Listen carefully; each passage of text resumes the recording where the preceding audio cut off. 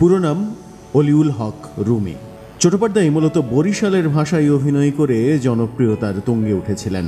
বরিশালের ভাষা তার সঙ্গে এতটাই মিলেমিশে একাকার, কারণটাও সেই বরিশালে বাড়ি বলে। বরিশালের বরগুনাতে নিজের বাড়িতেই আবার ফিরে গেলেন।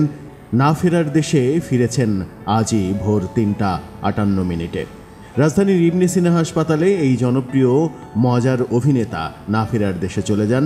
ক্যান্সার শনাক্ত হওয়ার মাত্র ১ মাসের মধ্যেই এমন ঘটনা সবাইকে বিস্মিত করেছে।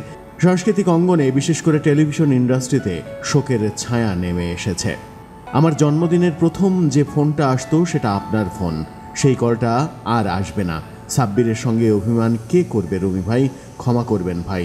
টিভি নাটকের জনপ্রিয় মুখ অলিউল হক রুমির সঙ্গে তোলা একটি ছবি শেয়ার করে পোস্টে লিখেছেন তেমন করেই অভিনেত্রী ফারজানা চুমকি। চুমকির এই বিষাদময় স্ট্যাটাস যে কোনো মানুষের চোখেই পানি এনে দেবে। অলিউল হক রুমি ছোট পর্দার জনপ্রিয় অভিনেতা, করেছেন অসংখ্য নাটকে অভিনয়।